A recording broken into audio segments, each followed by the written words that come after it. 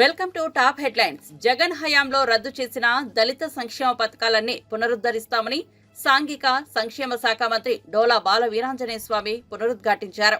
Christmas, Ramzan, Sankranti కానుకలు ఇస్తామని చెప్పారు. విజయవాడ తూర్పు నియోజకవర్గంలో ఎమ్మెల్యే గద్దె రామ్మోహన్ తో కలిసి పర్యటించిన మంత్రి వరలక్ష్మీ నగర్ లో ఎస్సీ కమ్యూనిటీ హాల్ ను ప్రారంభించారు. ఎస్సీ కార్పొరేషన్ ను 3 ముక్కలు చేసిన జగన్ 5 ఏళ్లలో 3కి కూడా రుణాలు ఇవ్వలేదని మంత్రి విమర్శించారు. ఎస్సీ కార్పొరేషన్ పక్కదావ పట్టించారు. తిరిగి ఎస్సీ కార్పొరేషన్ నిధుల్ని ఈ డిసెంబర్, జనవరిలోనే లబ్ధిదారులకు మేము కొత్తగా రుణాలు అందించబోతామన్న విషయాన్ని గర్వంగా తెలియజేస్తున్నాను. దీనికి మన ప్రభుత్వం 340 కోట్ల రూపాయల నిధులు కేటాయించిందని చెప్పి తెలియజేస్తాం. అదేవిధంగా లిడ్ క్యాప్ ద్వారా కూడాను ఈరోజు మనం కొత్తగా లోన్లు ఇచ్చేటువంటి పరిస్థితిని ముందుకి పరిశ్రమలు ప్రోత్సహించేదానికి కూడా ముందుకు తీసుకుపోతున్నాం. ఇక్కడ ఆటో నగర్లో కూడా కోట్లాది రూపాయల విలువైన భూమిని గత ప్రభుత్వంలో అన్యాక్రాంతం చేస్తే కోర్టులో కేసులు కూడా నడుస్తా ఉన్నాయి. దాన్ని కూడా స్వాధీనం చేసుకొని పీపీపీ మోడ్లో డెవలప్మెంట్ చేస్తామని కూడా మేము తెలియజేస్తా ఉన్నాం. అంతేకాకుండా ఎన్నడూ లేని విధంగా చరిత్రలో మొట్టమొదటిసారిగా 143 కోట్ల రూపాయలని ఎస్సీ హాస్టల్ రిపేర్ల కోసం నిధులు కేటాయించడం జరిగింది. ఆ నిధులు కూడా మనం కేటాయించడం జరిగింది. జనవరి నెలాఖరు లోపల పనులు పూర్తి చేసే పరిస్థితి ముందుకు పోతా ఉన్నాం. ఈరోజు హాస్టల్ విద్యార్థులు, గురుకుల పాఠశాల విద్యార్థుల యొక్క ఆరోగ్యానికి మా ప్రభుత్వం ప్రత్యేకంగా చర్యలు తీసుకుంటా ఉంది. వాళ్ళ శరీరంలో ఉన్నటువంటి మార్పుల వల్ల వచ్చినటువంటి వ్యాధులు కూడా ఇంటి దగ్గర తల్లిదండ్రుల దగ్గర ఉంటే ప్రాణాలు కోల్పోయే పరిస్థితుల్లో మా శాఖ వారి యొక్క శ్రద్ధ తీసుకొని కార్పొరేట్ వైద్యాన్ని కూడా చేయించినటువంటిది ఈ 5 నెలల్లో మేము సాధించారు కూడా తెలియజేసుకుంటూ ఇవాళ రక్షణ కోసం, వాళ్ళ యొక్క వసతుల కోసం ప్రత్యేకంగా దృష్టి సాధించాం. 3 రోజుల రష్యా పర్యటనలో ఉన్న రక్షణ శాఖ మంత్రి రాజ్నాథ్ సింగ్ ఆ దేశ అధ్యక్షుడు వ్లాదిమిర్ పుతిన్ తో భేటీ అయ్యారు. ఈ సమావేశంలో రష్యా రక్షణ మంత్రి ఆండ్రో బెలోసోవ్ కూడా పాల్గొన్నారు. ఇరు దేశాల ద్వైపాక్షిక సంబంధాలు, రక్షణ సహకారంపై చర్చించారు. Bharat Russia inter government commission on military technical cooperation పైన ఫలవంతమైన చర్చలు జరిగినట్లు రాజ్నాథ్ పేర్కొన్నారు.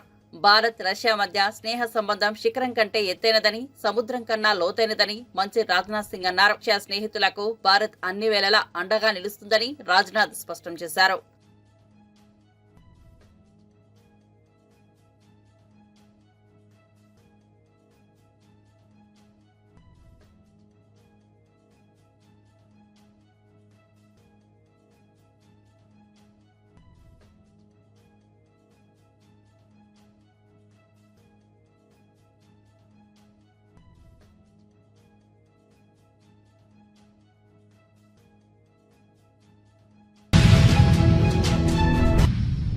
ప్రజావాణిపై తెలంగాణ ఉప ముఖ్యమంత్రి మల్లు భట్టి విక్రమార్క కీలక ప్రకటన చేశారు. ఎన్ని ఇబ్బందులు వచ్చినా ప్రజావాణి కార్యక్రమాన్ని కొనసాగిస్తామని స్పష్టం చేశారు.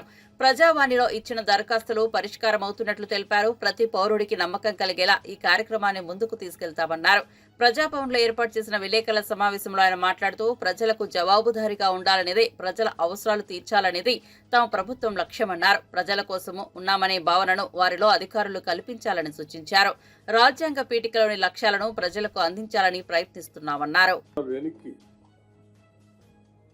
ఈ రాష్ట్రం నెట్టివేయబడి సామాన్యులు, బలైన వర్గాలు, లేకపోతే భావస్వేచ్ఛ కావాలని కోరుకునేటువంటి వాళ్ళు, వారి ఆలోచనల్ని పంచుకోవాలని కోరుకున్నటువంటి వాళ్ళు ఎవరికి కూడా స్థానం లేకుండా ఈ ప్రభుత్వం ఒక రకమైనటువంటి పాలనని గుప్పెట్లో ఈ రాష్ట్రాన్ని బంధించి పాలన అందించి, అటువంటి పరిస్థితుల్లో ఆనాడు రాష్ట్ర కాంగ్రెస్ కమిటీ అధ్యక్షుడిగా ఇప్పుడు ముఖ్యమంత్రిగా ఉన్నటువంటి రేవంత్ రెడ్డి గారు భారీ బహిరంగ సభలు ఏర్పాటు చేసి, సిఎల్పి లీడర్గా నేను ఆదిలాబాద్ నుంచి ఖమ్మం వరకు పాదయాత్ర చేస్తూ యావత్ రాష్ట్ర కాంగ్రెస్ అంతా కూడా కదిలి ప్రజల మధ్యకు వెళ్ళి మీ అందరి ఆలోచన, ఆకాంక్షల మేరకు మా నాయకురాలు సోనియా గాంధీ గారు తెలంగాణ రాష్ట్రం ఇచ్చింది. కానీ మీ లక్ష్యాల్ని మాత్రం నెరవేర్చడానికి ఈ ప్రభుత్వం చేయలేకపోతా ఉంది.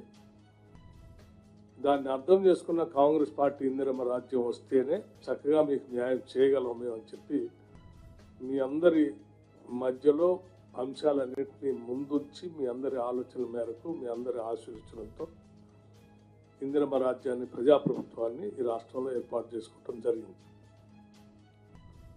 ప్రభుత్వం ఏర్పడిన మరుక్షణమే తీసుకున్న నిర్ణయం ప్రజల అవసరాలని వారి ఇబ్బందుల్ని నేరుగా వారు వచ్చి కలిసి చెప్పుకునేటువంటి వ్యవస్థని ఏర్పాటు చేయాలనేటువంటి ఆలోచనతోనే ఈ ప్రజావాణి కార్యక్రమాన్ని ఏర్పాటు చేయడం జరిగింది. కేవలం పేరుకు మాత్రమే ప్రజావాణి ఏర్పాటు చేసి వదిలేయటం కాకుండా వచ్చిన ప్రతి కాగితాన్ని దాన్ని కంప్యూటరైజ్ చేసి సంబంధిత అధికారులకు పంపించి మళ్ళీ ఆ అధికారులు వచ్చిన కాగితం పైన వారు తీసుకున్న నిర్ణయం కూడా వెంటనే సమాధానం మనకు వచ్చేటట్టుగా ఒక వ్యవస్థను ఏర్పాటు చేసుకొని దాన్ని నిరంతరం పర్యవేక్షిస్తూ అధికారులు ముందుకు పోతా ఉన్నారు. అందుకే కూటమి ప్రభుత్వం రైతులకు పెద్ద ఎత్తున సహాయం చేస్తామని చెప్పి మోసం చేసిందని చంద్రబాబు మొదటి నుంచి రైతు వ్యతిరేకి అని వైఎస్ఆర్సీపీ సీనియర్ నేత భూమన కరుణాకర్ రెడ్డి మండిపడ్డారు. అన్నదాతకు అండగా పేరుతో ఈ నెల 13 నుంచి వైఎస్ఆర్సీపీ చేపట్టనున్న నిరసన కార్యక్రమాల పోస్టర్ను భూమన విడుదల చేశారు. ఈ సందర్భంగా ఆయన మాట్లాడారు. ఏడాదికి 20,000 ఆర్థిక సాయం చేస్తామని, వరికి మద్దతు ధర ఇస్తామని చెప్పిన చంద్రబాబు అధికారంలోకి వచ్చి 6 నెలలైనా రైతులను పట్టించుకోకపోవడం దారుణమన్నారు. 20 ఏళ్ల క్రితమే చంద్రబాబు రైతు వ్యతిరేకి ఉచిత కరెంట్ ఇస్తామని ఆనాడు వైఎస్ఆర్ చెబితే హేళన చేసిన వ్యక్తి చంద్రబాబు 86,000 కోట్ల రుణమాఫీ చేస్తామని 2014లో మోసం చేశారని తెలిపారు. మీడియా ప్రతినిధులపై నటుడు మోహన్ బాబు దాడి చేయడాన్ని జర్నలిస్టు సంఘాలు తీవ్రంగా ఖండిస్తున్నాయి. మీడియా ప్రతినిధులకు మోహన్ బాబు క్షమాపణ చెప్పాలని డిమాండ్ చేస్తూ జల్పల్లిలో ఆయన నివాసం వద్ద జర్నలిస్టులు ఆందోళన నిర్వహించారు. కాగా జర్నలిస్టులపై దాడి ఘటనను టీయూడబ్ల్యూజే రాష్ట్ర అధ్యక్షుడు విరాహత్ అలీ తీవ్రంగా ఖండించారు. మోహన్ బాబు రౌడీ షీటర్ మాదిరిగా ప్రవర్తించారని ఆయన మండిపడ్డారు. మీడియా స్వేచ్ఛకు భంగం కలిగించడం సరికాదని ఆయన హితవు పలికారు. మోహన్ బాబుపై హత్యాయత్నం కేసు నమోదు చేయాలని TUWJ general secretary Maruthi Sagar demand చేశారు. మోహన్ బాబుపై తక్షణమే చర్యలు తీసుకోవాలని, లేదంటే ఆందోళన తీవ్రతరం చేస్తామని హెచ్చరించారు. AP Telangana video journalist association కూడా మోహన్ బాబు చర్యలను ఖండించింది.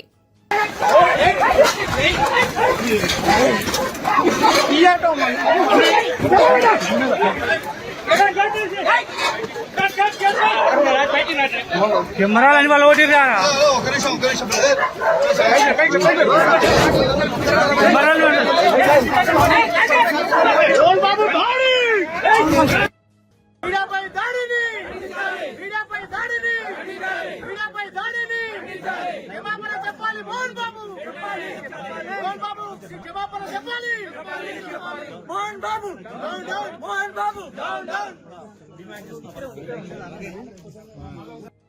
జూమ్ జూమ్ చేయి, కొట్లాడదు, జూమ్ చేయి, కొట్టుకున్నారు వచ్చి బయటకు వచ్చి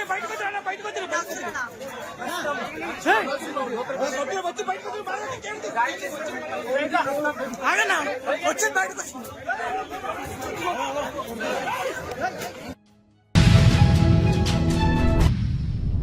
ఏపీలో అసలు ప్రభుత్వం ఉందా? పంట నష్టపోయిన రైతులకు ఎప్పుడు పరిహారం అందిస్తారంటూ వైఎస్ఆర్సీపీ నేత మాజీ మంత్రి బొత్స సత్యనారాయణ ప్రశ్నించారు. కాకినాడలో ఉమ్మడి గోదావరి జిల్లా వైఎస్ఆర్సీపీ సమీక్షా సమావేశం నిర్వహించారు. మాజీ మంత్రులు కురసాల కన్నబాబు, దాడిశెట్టి రాజా, వైఎస్ఆర్సీపీ నేత ముద్రగడ పద్మనాభం, మాజీ ఎంపీలు వంగాగీత, చింతా అనురాధ హాజరయ్యారు. ఈ సందర్భంగా బొత్స మాట్లాడుతూ విద్యార్థులు, రైతులు విద్యుత్ బిల్లుల పెంపుపై పోరాటం చేయాలని వైఎస్ జగన్ పిలుపునిచ్చారు. ప్రజల తరపున గొంతెత్తాలి, ప్రభుత్వంపై ఒత్తిడి తేవాలి, ధాన్యానికి మద్దతు ధర ఇచ్చి ప్రభుత్వమే కొనుగోలు చేయాలి. ఈ నెల 13న రైతు సమస్యలపై కలెక్టర్లకు వినతి పత్రాలు ఇస్తామన్నారు. ఈ నెల 27న విద్యుత్ బిల్లుల పెంపుపై ఉద్యమిస్తామన్నారు. జనవరిలో ఫీజు రియంబర్స్మెంట్ కోసం ఉద్యమిస్తామని బొత్స తెలిపారు. జరుగుతున్నాయంటే అంతకుముందు ఒక మంత్రి గారు వచ్చారు, ఆయన వచ్చి పరిశీలించారు. ఏవో అక్రమంగా ఉన్నాయి ఇవన్నీ రేషన్ బియ్యం అని చెప్పి కొన్ని సీజ్ చేశారు, కొన్ని తీసుకున్నారు. అవన్నీ మళ్ళీ సిప్పాలకి ఎక్కిపోయేవి సిప్పాలకి ఎక్కిపోయి చెప్పండి, ఎక్కిపోయి చెప్పు కదా. నా వరకు నేను అంతకుముందు ప్రశ్న నా వరకు ఆయన వచ్చింది ఏంటంటే ఇక్కడ జరిగిపోతాను కాదు, ఆయన పార్టీ మంత్రిగా తన మీద నమ్మకం లేక ఆయన వచ్చాడు. ఇది జరుగుతున్నాయి. నిజంగా మీ అందరూ గుండె మీద చేసి చెప్పండి, అధికారులు ప్రభుత్వం తాలూకా ప్రమేయం లేకుండా షిప్ ఆమె ఆ పడవ ఎక్కువ బియ్యం నడుచుకొని చెప్పండి. అంత అమాయకులు చెవులో పంపిడి చెప్తారా? ఇంకో విషయం అడగండి.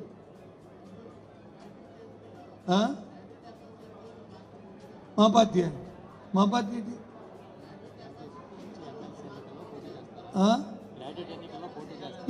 ఎన్నికల్లో రాబోయే ఎన్నికల్లో పార్టీ తరఫున ఎవరు పోటీ చేయాలి? పార్టీ తరఫున పోటీ చేయాలి.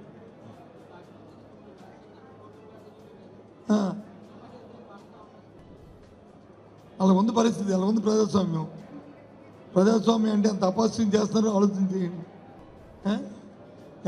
ఎంత చేతుల్లో తీసుకుంటున్నారు, ఏ విధంగా ఉందో. ఇంకా ఇద్దరు వెళ్ళిపోయారు, ఇద్దరు వచ్చారు, బాగానే ఉంది. కొందరు వచ్చి ఆయన అమ్మేసుకుంటున్నారు. మమ్మల్ని రిజైన్ చేసేయండి, మమ్మల్ని వచ్చి మేము రాజీనామా చేస్తాము, మాది అంగీకరించేయండి, మేము అమ్ముడిపోతాము అని చెప్తున్నారు. ఇది ఎక్కడ విడ్డూరమో. నేను 30 సంవత్సరాలు రాజకీయాల్లో ఉన్నాను, ప్రత్యక్ష రాజకీయాల్లో, కానీ ఇలాంటి సిస్టమ్ చూడలే. ఏకంగా పదవి తీసుకుంటున్నారు. అలాంటి వాళ్ళు కూడా ఉన్నారు, ఈ జిల్లాలో కూడా ఉన్నారు. ఇదేం చెప్పండి, నేను పేరు చెప్పండి, కానీ ఇది న్యాయమా?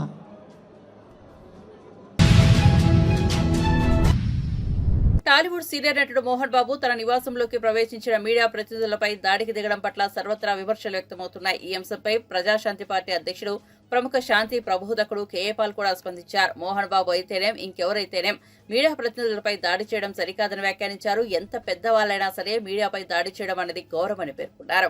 మోహన్ బాబు మీడియా ప్రతినిధులపై దాడికి దిగడాన్ని తాను తీవ్రంగా ఖండిస్తున్నట్లు చెప్పారు. ఈ ఘటనపై మోహన్ బాబు వెంటనే క్షమాపణ చెప్పాలని కేఏ పాల్ డిమాండ్ చేశారు. మీడియా రిపోర్టర్స్ పై జరిగిన దాడిని నేను తీవ్రంగా ఖండిస్తున్నాను. ఎవరైనప్పటికీ, ఎంత పెద్దవారైనప్పటికీ, మోహన్ బాబు గారు కావచ్చు, ఇంకొకరు కావచ్చు, మీడియాపై దాడి చేయడం అన్నది చాలా ఘోరం. అది కనుక తక్షణమే మోహన్ బాబు గారు క్షమాపణ చెప్పాలి. అలాగే ఈ చాలా దాడులు ఎక్కువైపోతున్నాయి మీడియా మీద, రాష్ట్రం అంతా, దేశమంతా. కొందరినైతే జైల్లోనే పెట్టేస్తున్నారు. దీని కొరకు ప్రజాస్వామ్యంలో మీడియా బ్రతుకుంటేనే మనం బ్రతుకుండేది. దయచేసి ఎవరు ఎమ్మెల్యేలు కానీ, ఎంపీలు కానీ, సర్పంచ్లు కానీ ఎవరు కూడా మీడియా రిపోర్ట్స్ మీద ఈ రోజు నుంచి దాడి చేయకండి. God bless you. YCP MP విజయసాయిరెడ్డిపై తీవ్రస్థాయిలో మండిపడ్డారు మాజీ మంత్రి సోమిరెడ్డి చంద్రమోహన్ రెడ్డి. అమరావతిలో ఆయన మీడియాతో మాట్లాడుతూ విజయసాయిరెడ్డి మితిమీరిన మాటలను పోలీసులు ఉపేక్షించాల్సిన అవసరం లేదని అన్నారు. ఆయన ఇంకా బయట తిరుగుతుండడం ఆశ్చర్యాన్ని కలిగిస్తోందని వ్యాఖ్యానించారు. విజయసాయిరెడ్డికి కొవ్వు ఎక్కువ అని, ఆయన ఓ రోగులాగా మాట్లాడుతున్నారని వ్యాఖ్యలు చేశారు. అంతేకాదు నీ బ్రతుకంతా తెలుసంటూ సంచలన కామెంట్స్ చేశారు. గతంలో పింక్ డైమండ్ గురించి చంద్రబాబుపై విజయసాయిరెడ్డి కామెంట్స్ చేసిన విషయం తెలిసిందే. తిరుమల శ్రీవారికి చెందిన కొన్ని విలువైన ఆభరణాలు పింక్ డైమండ్ చంద్రబాబు వద్దే ఉన్నాయని అన్నారు విజయసాయిరెడ్డి. కేంద్ర బలగాలతో వెంటనే చంద్రబాబు నివాసంలో తనిఖీలు చేపడితే అవన్నీ దొరుకుతాయని అన్నారు. అయితే విజయసాయిరెడ్డి జైలుకు పంపడానికి ఈ ఒక్క అసత్య ఆరోపణ చాలని అన్నారు సోమిరెడ్డి. దోపిడీకి కాదేది అనర్హం అన్నట్లు జగన్తో అవినీతిలో ఆయన పోటీ పడ్డారని విమర్శించారు. నీకెందుకంత కొవ్వు? నీ అరవిందో దగ్గర నుంచి, నువ్వు విశాఖపట్నంలో కబ్జాలు చేసిన భూముల దగ్గర నుంచి ఇంకా నువ్వు అంట మాట్లాడుతున్నావంటే వయసు ఎక్కువైపోయింది, ముసలోడు అయిపోయినావు, ఫ్యాట్ ఎక్కువైపోయింది. ఆ కొవ్వు ఎక్కువైపోయి మొన్న కూడా మళ్ళీ ఇంకో కేసులో ఏటుగా ఉంటావు. ఈరోజు కాకినాడ పోర్టు నుంచి బియ్యం ఎగుమతి దగ్గర నుంచి అన్నిట్లో నీదే హ్యాండ్ వెనకుండి నీకు సంపాదించిన డబ్బు చాలా ఏటుగా ఉండి, ఏటులో జగన్మోహన్ రెడ్డితో కూడా జైల్లో ఉండి మరింత ఎక్స్పీరియన్స్డ్ అయిపోయినావు దోచుకోవడంలో. ఈరోజు నేనేమంటానంటే మా గవర్నమెంట్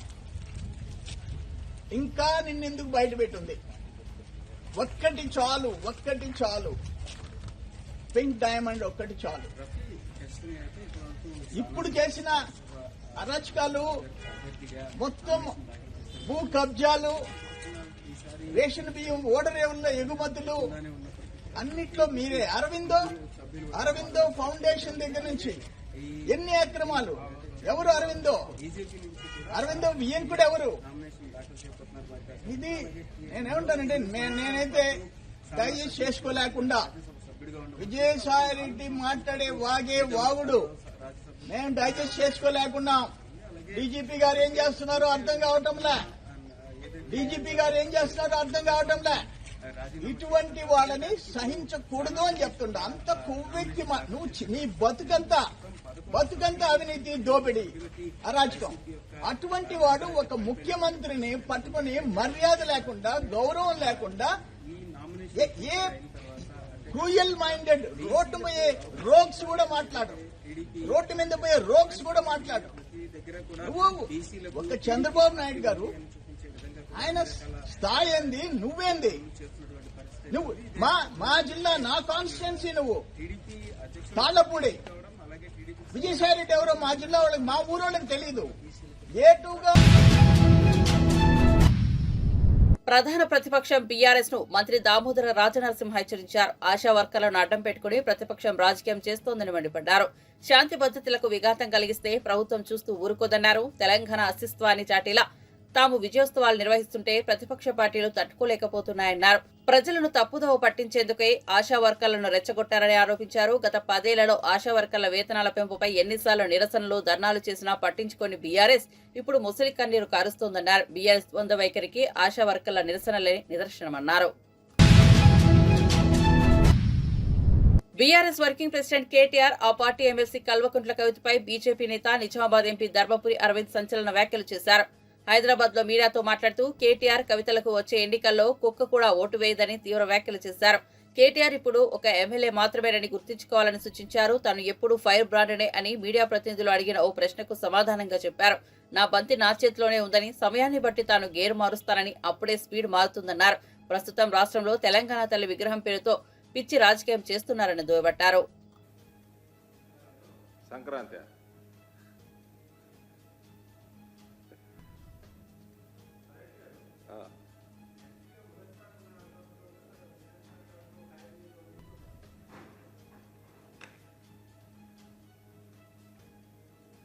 అరవింద్కి ఎప్పుడు ఏ గేర్లో బండి నడపాలనో బాగా తెలుసు. గేరు మార్చడం నా చేతిలోనే పని. సమయం సందర్భం వచ్చినప్పుడు గేరు మారుతుంది. There is no doubt.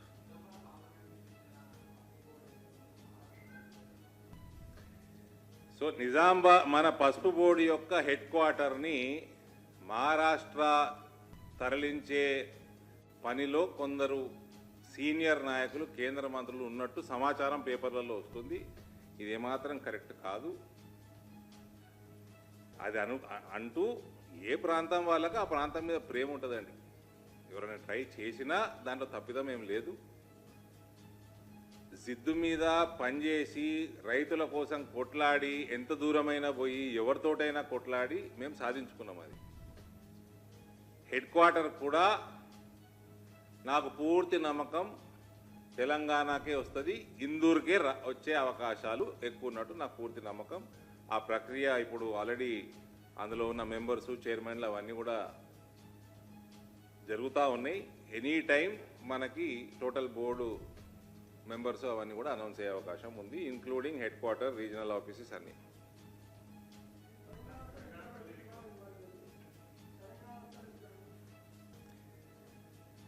ఇప్పుడు ఇటువంటి రాజకీయాలు చేసా కొంచెం దురదృష్టకరం. తెలంగాణని అభివృద్ధి చేసినోడు కేసీఆర్ కాకపోయే వీళ్ళు చేస్తలేరు, కానీ విగ్రహాల రాజకీయం మాత్రం చేస్తున్నారు. అదేదో సొమ్ములు తీసేసిరని వీళ్ళు, తెలంగాణ తల్లి సొమ్ములని కాంగ్రెస్ వాళ్ళు దోసేసుకున్నారట. తెలంగాణ దోసేసుకున్నాడు కేసీఆర్. ఆ కాళేశ్వరము అది పాడుగాని అది 1,00,000 కోట్లు పెట్టిండు, 1 ఎకరా మెరగలే. ఆ బ్రిడ్జులు క్రాక్లు వచ్చినాయి, అదేంది డ్యాములు క్రాక్లు వచ్చినాయి. ఆ మిషన్ భగీరథ నీళ్ళే. సీఎం రేవంత్ రెడ్డి సొంత నియోజకవర్గంలో 100% రుణమాఫీ అయినట్లు రైతులు చెప్తే తాను రాజకీయాలు వదిలేస్తానని బీఆర్ఎస్ వర్కింగ్ ప్రెసిడెంట్ కేటీఆర్ తేల్చి చెప్పారు. సీఎం సొంత ఊరు కొండారెడ్డిపల్లిలో గాని, సొంత నియోజకవర్గం కొడంగల్లో గాని మీడియా వెళ్లి రైతులను కలిసి వివరాలు సేకరించాలని, 100% పూర్తయితే తాను రాజకీయాల నుంచి తప్పుకుంటారని స్పష్టం చేశారు. ఎన్నికల్లో మోసపూరిత హామీలిచ్చి రైతులను ప్రజలను కాంగ్రెస్ మోసం చేసిందని మండిపడ్డారు.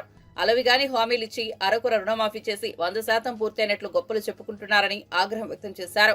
రేవంత్ రెడ్డి ఏడాది పాలనకు 0 మార్కులు కూడా రావని, చరిత్రలో అసమర్థ సీఎంగా ఆయన మిగిలిపోతారని ఎద్దేవా చేశారు. ప్రభుత్వాన్ని నడిపే సత్తా లేకనే బీఆర్ఎస్ చేసిన పనులను తమ ఖాతాలో వేసుకుంటున్నారని విమర్శించారు.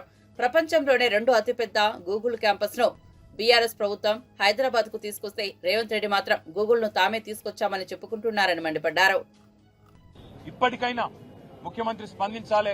16వ తారీఖు అసెంబ్లీ ప్రారంభం కాబోతా ఉంది. తిరిగి ఈ లోపల స్పందించి వారికి న్యాయం చేయి, లేకపోతే అసెంబ్లీలో కూడా నిన్ను వదిలిపెట్టం.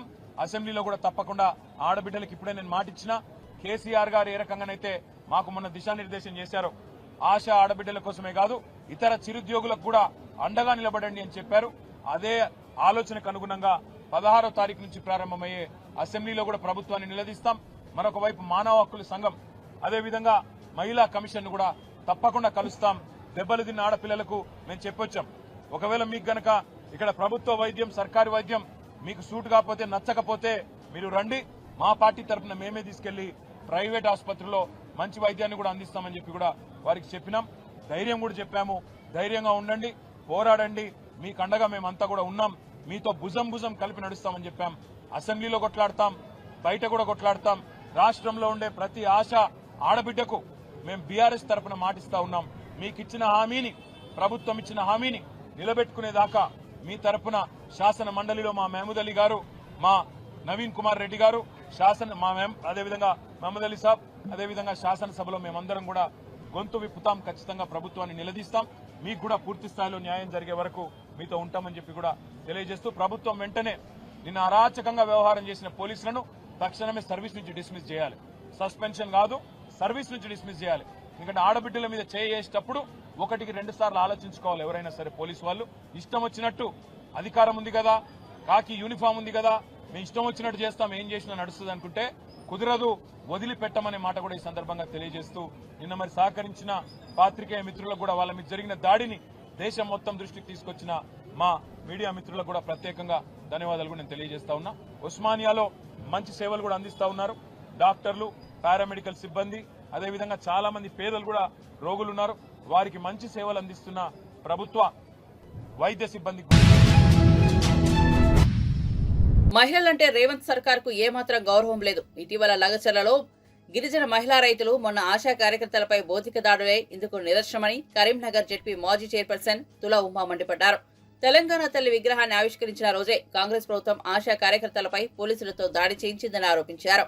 తెలంగాణ భవన్లో ఆమె విలేకరులతో మాట్లాడారు. హామీలను నెరవేర్చాలని కోటిలోని మెడికల్ అండ్ హెల్త్ ఆఫీస్ ఎదుట శాంతియుతంగా నిరసన తెలుపుతున్న ఆశా కార్యకర్తలపై పోలీసుల దమనకాండ దుర్మార్గమని పేర్కొన్నారు. ఘటనపై మహిళా కమిషన్ కు ఫిర్యాదు చేశామని తెలిపారు. విచారణ జరిపి బాధ్యులపై చర్యలు తీసుకుంటామని చైర్పర్సన్ హామీ ఇచ్చారని పేర్కొన్నారు. బాధితులకు న్యాయం జరిగే వరకు ప్రభుత్వాన్ని వదిలిపెట్టబోమని హెచ్చరించారు. వారికి బీఆర్ఎస్ అండగా ఉంటుందని భరోసానిచ్చారు. చాలా మంది, ఒక మహిళనైతే ఆమెకు విపరీతం కాలు ఇరిగింది, ఆమె స్పృహ తప్పి పడిపోయింది. ఇవాళ హాస్పిటల్లోనే ఉన్నటువంటి పరిస్థితి. చాలా మందికి, ఒక 5-6 మంది మహిళలకి గాయాలైనటువంటి పరిస్థితి. కాబట్టి పోలీసులు అతి ఉత్సాహం చూపించి ఆశా వర్కర్ల పైన ఏదైతే నిన్న చేసినటువంటి దారుణానికి ఒడిగట్టినరో దాన్ని ఇవాళ కమిషన్ దృష్టికి తీసుకురావాలి. వారు ఒక మహిళగా మహిళా కమిషన్, ఎందుకంటే మహిళా సమస్యల పైన తను స్పందిస్తున్నారు, ఖచ్చితంగా రెస్పాండ్ అవుతారనే దాంతో మేము వచ్చి ఒక రిప్రజెంటేషన్ ఇద్దామని అనుకున్నాం. కానీ తను అప్పటికే నేను పోలీసులకు నోటీస్ పంపించానక్క, ఒక ఉమెన్ గా మరి మహిళల పైన అట్లా ఎందుకు ప్రవర్తించారని నేను నోటీస్ పంపించాను. కానీ మీరు చెప్పారు కదా, కాబట్టి ఖచ్చితంగా మీరు ఇచ్చినటువంటి రిప్రజెంటేషన్ నేను పరిశీలిస్తాను.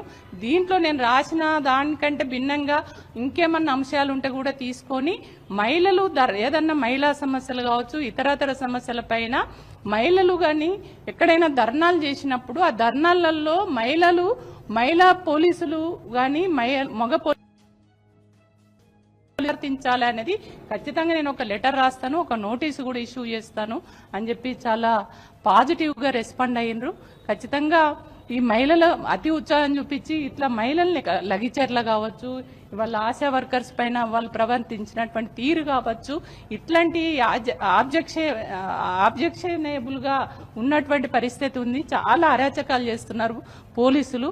కాబట్టి ఇట్లాంటి పోలీసుల పైన తక్షణమే చర్యలు తీసుకోవాలని చెప్పేసి కమిషన్ మాత్రం ముఖ్యంగా అట్లాంటి పోలీసులు ఇంకోసారి ఇట్లాంటి పనులు చేయకుండా, ఈ రకమైనటువంటి అతి ఉత్సాహం చూపించకుండా చర్యలు తీసుకునే విధంగా ఉండాలని చెప్పేసి బీఆర్ఎస్ మహిళా విభాగం పక్షాన ఆశా వర్కర్స్ యూనియన్కు కూడా వాళ్ళు న్యాయమైనటువంటి పోరాటం చేస్తున్నారు, వాళ్ళ హక్కుల కోసం కొట్లాడుతున్నారు. కాబట్టి ఖచ్చితంగా మేము ఉన్నాము, మీకు అండగా ఉంటాము, మీరు చేస్తున్నటువంటి న్యాయమైనటువంటి పోరాటాన్ని కొనసాగించండి అని వాళ్ళకు కూడా ధైర్యాన్ని ఇస్తూ ఖచ్చితంగా వాళ్ళకు సపోర్టుగా కూడా మేము ఇవాళ వారికి సపోర్టుగా రావడం జరిగింది.